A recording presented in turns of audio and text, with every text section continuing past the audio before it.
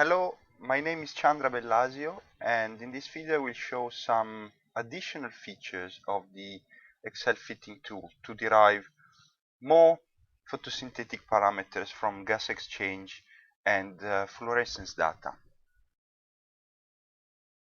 The first thing I would like to show is how to add more space in the table.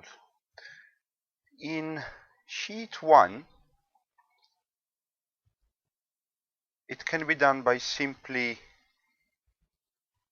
moving down the last row of the table and then auto-completing to fill the space. You can then add the bottom border to make it nice. In the other sheet, it is slightly more complicated. For example, in sheet 4a, there is a hidden column that needs to be unhidden. It is either on the left or on the right of the table. To make more space in the table, well, we can first move down the writing, and then we can select the last row of the table, move it down, and auto-complete the cells to be fitted up to the last one, so that the rank order is in order, and then we can add the bottom border, and then we can hide again the rank column.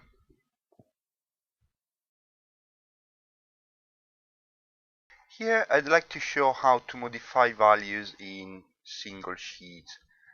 We are in sheet 4a, and this light curve is now copied from sheet 1 raw data.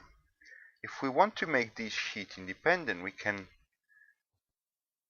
select copy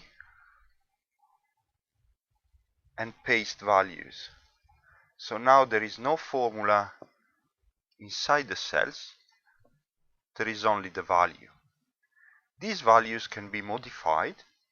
For instance, we can copy, paste again,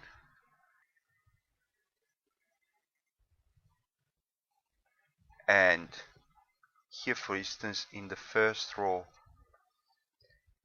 I can add the value of dark respiration, which is ppfd0, and assimilation minus 1.5, and this value is automatically plotted in the graphs. When adding values of dark respiration in the raw data, the dark respiration has a negative value. However, in all other cells, respiration is always considered a positive value for consistency with the von Kammerer notation. Now I will show some additional features to determine respiration in the light. We are in sheet 2.3, and additional features are hidden from T to AV. The first bunch of columns has to do with respiration in the light. Here in Z6 we can say yes and add some data to the regression. Automatically the data will be added here. So now this group of data points are those ACI curve data points measured under light limiting conditions, so the data points assigned limitation 3. Similarly, ACI data points can be added by specifying yes here. This feature was mentioned in the work of Yin, and it can be interesting to compare how the regressions look like, but for determining respiration in the light it is not really necessary. So I will just say no and go back to the original case. Another thing, this one can be very useful, is adding respiration in the dark. Sometimes respiration in the dark does not differ from respiration in the light, and in that case we can specify it here. Under ambient oxygen and under low oxygen. Here respiration is specified as a positive value, and it is automatically plotted in the graph here.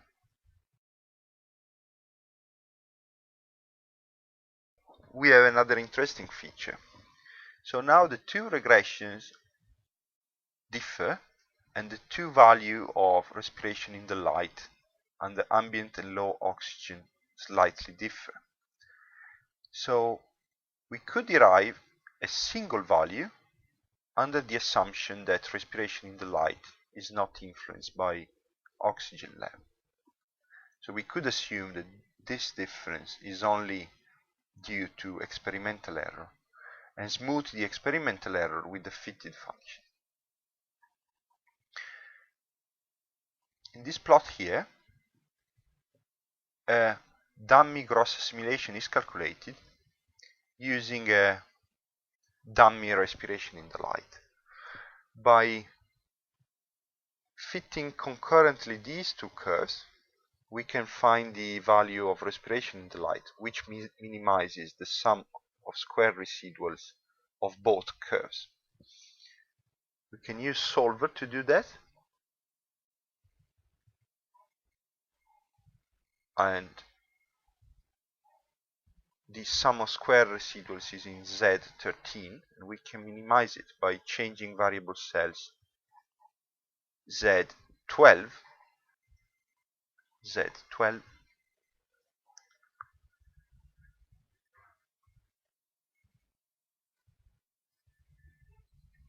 so the value found by solver is similar to the mathematical average of respiration ambient and respiration low, but it is obtained in a completely different way.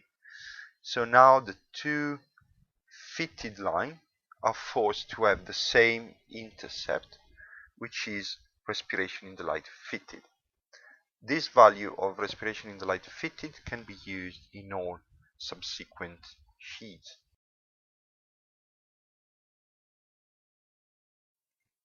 Another way respiration in the light can be found is using the so-called method of Brooks and Farquhar, coded in sheet 11 in additional features, which are unhid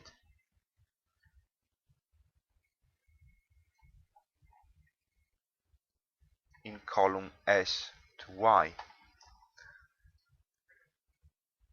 So the method of Brooks and Farquhar asks to specify a value for Rubisco specificity. One can be tempted to use the Rubisco specificity fitted in sheet 11 to parameterize the method of Brooks and Farquhar. But strictly speaking, this method should not be used, as Rubisco specificity requires light respiration. So it would be circular to use SCO derived here to derive light respiration. So this SCO value has to be taken either from the literature or from an independent group of plants. Gamma star is directly calculated from SCO using the oxygen concentration, and this value of gamma star is assumed to equal Ci star. Then, using these two linear regressions, respiration in the light is calculated as the y-intercept in correspondence of gamma star. This method is interesting because it doesn't require a light curve. However, the result is influenced by the assumptions of gamma star equal Ci star and it is also influenced by CO2 diffusion.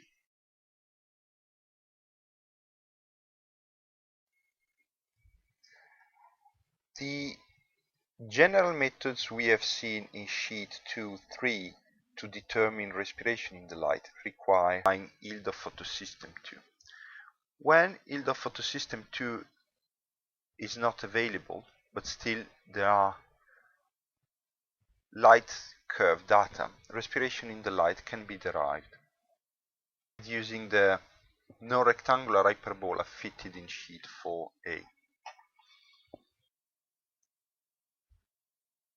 Before, I showed how to make these numbers independent from the rest of the workbook. So these are now values, as it can be seen here. There is no formula. We can add the measured dark respiration in cell D10, which was 2.15. Again, this has to be a negative number. Our light curve is now plotted from dark respiration to saturating light intensity. We could use solver to find the value of light respiration which fits the measured data. We can just enter a number here.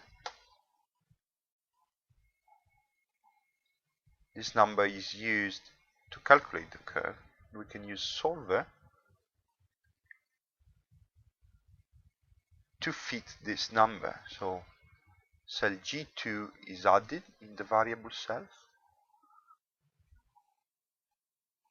and the sum of squared residuals is still the objective to minimize.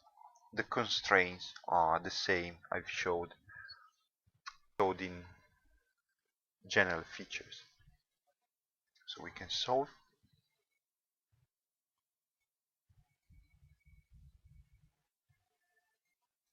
And now solver has found the respiration in the light, which fits the entire light curve, including dark respiration.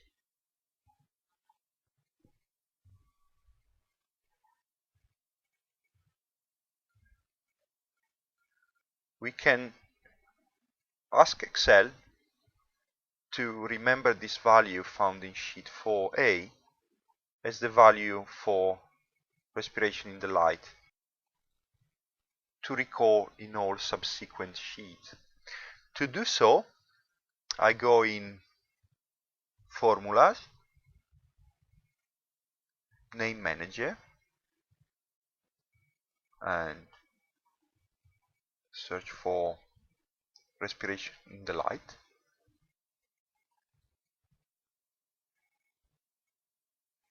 Respiration in the light ambient oxygen. I can edit it and change what cells it refers to. So I can say it refers to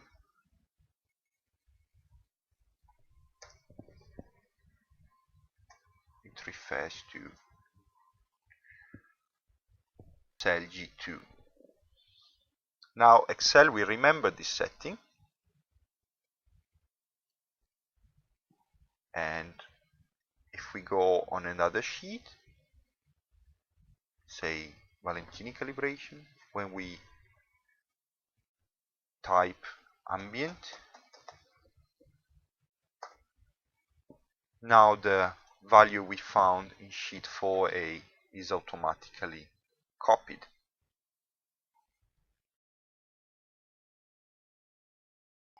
I showed that in sheet 2.3 Y2LL is calculated by linear fitting. In addition, Y2LL can be calculated with quadratic and exponential fitting. These features are shown in columns AI to AU. So the yield of photosystem 2 is plotted here against light intensity. So we can, for instance, include all the light limited data points or the entire light curve or just the initial part of the light curve. Here we have three types of regression: the quadratic regression, the exponential regression, and the linear regression. And the three values of y2ll, which is the y-intercept of those regressions, is shown here together with the value of r squared. We will see later how these values can be used for the Yin and Valentini calibration. In the general features, I showed how the light compensation point is calculated using the fitted hyperbola to the light curve. In sheet 2.3, there is an additional feature which calculates the light compensation point using a linear regression. The linear regressions are shown below the table. Here we can specify whether to use the fitted value for respiration in the light in the regression, or if no is specified, the ambient and low oxygen respiration in the light are used. The light compensation point is calculated as the x-intercept of the linear fit.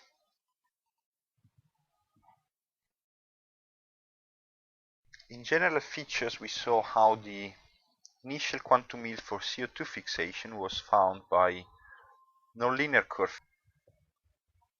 In sheet 6a7, additional features, the initial quantum yield for CO2 fixation is calculated independently under ambient and low oxygen using a linear calibration.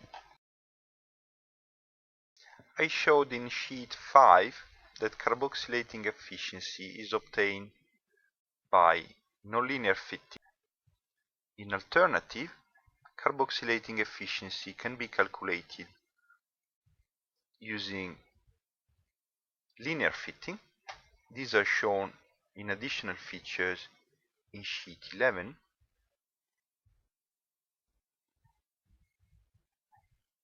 Here, the initial part of the ACI curves is plotted, and carboxylating efficiency linear under ambient oxygen is shown in X26, and carboxylating efficiency under low oxygen is shown in X33. These two linear regressions are used also to calculate a linear CO2 compensation point, which is of course the x-intercept of the linear fit.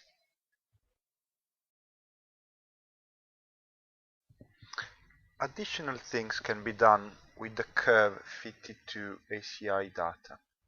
Here in sheet 5a, the curve is used to assess stomatal limitation. Stomatal limitation is assessed between two different CO2 concentrations, an external CO2 concentration and an operational CI. The external CO2 concentration can be ambient CO2 concentration 400 or any other CO2 concentration if the plants have grown at increased or reduced CO2 level. The operational CI is the CI value measured at the external CA. The operational CI can be entered as a value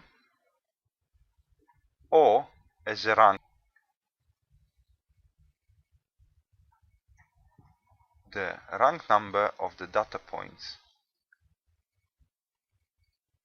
is displayed in column B. For example, if we know that the data point corresponding to ambient Ca is data point number 9, we can specify 9 here, and then the value of Ci will be automatically copied here. TPU is the rate of triose phosphate utilization, and it can be calculated from assimilation in conditions whereby assimilation is TPU limited. These are generally conditions of high CO2 concentration. It is therefore critical to define the data points which are TPU limited. A first alternative is to use the fitted value for a SAT, which is the mathematical asymptote to the ACI curve and represents the CO2 saturated assimilation rate. A second alternative is to fit a certain number of actual data points specified in cell Z22. Gross assimilation is calculated using the specified value for respiration in the light and for the selected number of data points. Averaging gross assimilation is equivalent to fitting an horizontal line, as in the tool of Sharkey. TPU is calculated from the average gross assimilation. In sheet 2.3 we have seen that Y2LL can be derived in addition with quadratic and exponential regression. These can be recalled in sheet 6a by specifying in cell T16 either L for linear, Q for quadratic, or E for exponential. Automatically, YJLL will be calculated using the specified Y2LL. YCO2LL is always calculated with the linear estimate for Y2LL. Similarly, in sheet 6b, the Valentini calibration can be performed with all three estimates for Y2LL.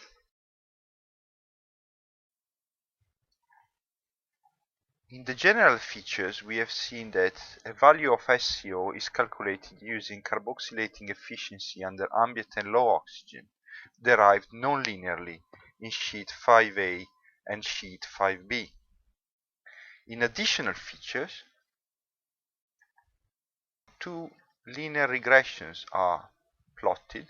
The slope of these two linear regressions represents carboxylating efficiency. Here, in cell Y22, this carboxylating efficiency can be used to calculate SCO. By specifying Y, these two values are automatically copied here, and SCO can be fitted again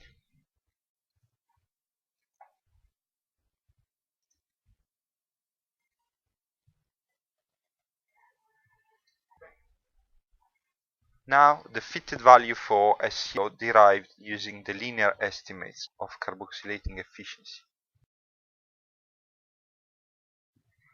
The last thing I want to show is how to fit a value of Vcmax concurrently to ambient and low oxygen ACI curves. The relevant equations are coded in sheet 13b. As opposed to the general features where the apparent Rubisco Km can be fitted, here the apparent Rubisco Km is calculated under ambient and low oxygen using Kc and Ko and ambient and low oxygen O2 concentration. The apparent Rubisco Km under ambient oxygen is given the name Kc1/Ko ambient, which can be seen here, and the low oxygen apparent Rubisco Km is given the name KC1 or KO low, which can be seen here. The sum of square residuals shown here in AI14 results from summing the sum of square residuals of the two fittings under ambient oxygen and under low oxygen. The last quantity is a dummy variable, which we will fit. This dummy variable is given the name Vc max ambient, Vc max low. To perform the concurrent curve fitting, we first go back to sheet 13a and specify in M4 equals Vc max ambient, Vc max low, and in M5 we type equals Kc 1 over Ko ambient. Now these two values are constrained to the values calculated in sheet 13b. Similarly, in sheet 13b, cell M4, I type equals Vc max ambient, Vc max low, and in cell M5 I type equals Kc 1 over Ko low.